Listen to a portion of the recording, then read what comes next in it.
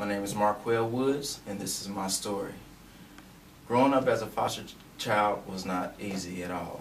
I think it's vitally important for the community to understand the simple fact that a lot of kids that are in foster care, they feel hopeless. They feel like they have nowhere to go. They honestly feel that if my own mom and dad lost me and don't love me, then why should anybody else love me? And that's where my position here at Youthville comes into play. I'm a recruitment representative here at Youthville. I really enjoy my job, and basically what I do is recruit foster homes for the foster children. I also try my best to increase awareness to the community about why they should get involved and why we need more volunteers, mentors, we need more emergency placements, respite placements, and things like that. One of the unique things about me, once again, is that I grew up in foster care, went into custody when I was 8 years old. Not only me, but my sisters as well. I absolutely loved my mother. I mean, we were close when I was a little boy. She was an excellent mom. She would cook, clean. I can still remember smelling the scent of pine saw when she would be cleaning, and whenever she would be cleaning, she would have her music in the background, and she was an excellent mother. And I loved her, and with me loving her, I automatically knew when she got involved in drugs and things started to change, and it got to a point where I was the man of the house when it came to my sisters. We all had different daddies. I never met my father, so when my mom would stay gone for periods of time, you know, I have to do what I have to do to make sure me and my sisters could eat. So I would steal from, you know, community grocery stores and stuff like that, little burritos from little quick trips and stuff, just so me and my sisters can eat. With me being the only boy, my mom, she felt like she had to represent a father figure for me. And so when I did something wrong, you know, of course, she would discipline my sisters different than me. She was more hands-on with me. A lot of times when she would be hands-on, it would be my fault because, you know, I had a tendency to want to challenge my mother and challenge some of the things that she was doing, and no mother wants their son telling them what they ought to do. So, long story short, I ended up getting a whooping, probably deserved it, you know, mouthing off, but went to school the next day, bruised up. The teacher, who was a mandated reporter, called us into foster care. And for the longest, I always felt that, you know, I didn't care if I went back home, honestly, but, you know, I always held the weight of just feeling like it was my fault of why my sisters had to endure the foster care system based off of an altercation between me and my mom.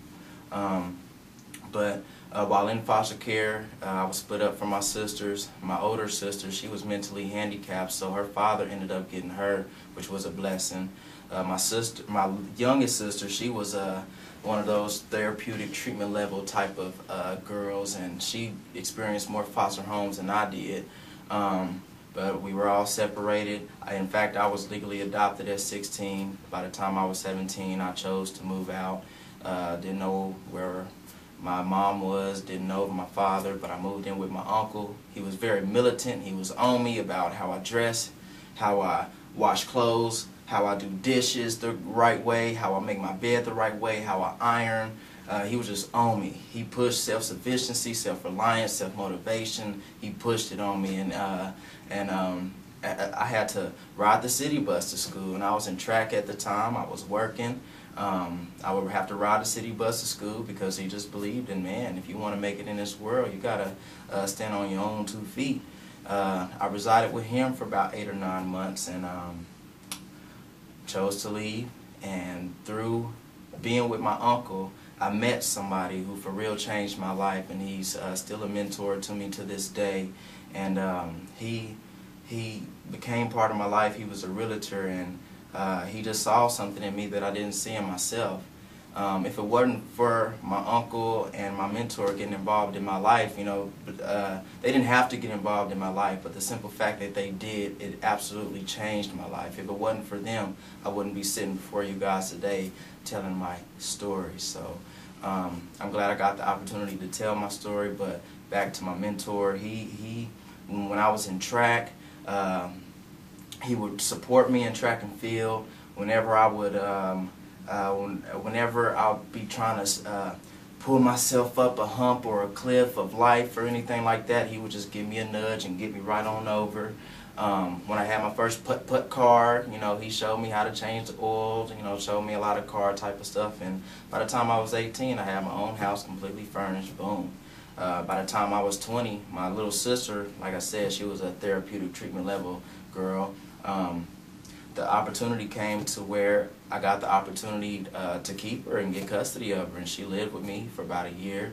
She's still excelling to this day. I'm very proud of my little sister.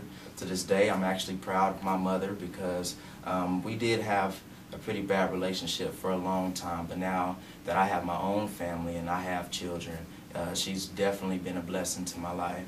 And with that said, a lot of the inspiration comes from just being in the foster care system, and I always look forward to speaking to the community about why you absolutely should get involved, and not just telling them that, but explaining the entire process, explaining to them some of the traumatic issues that our kids, especially our teenagers, have been through.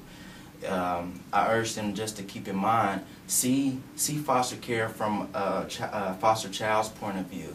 You know, you're separated from your siblings, you're from Sedgwick County, but you're placed in a county 3.5 hours away in an environment that you don't even recognize, but you're supposed to be okay.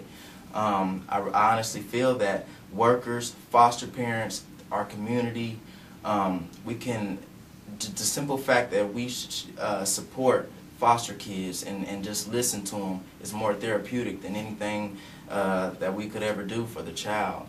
So that's my story, that's where I come from, and thank you for watching.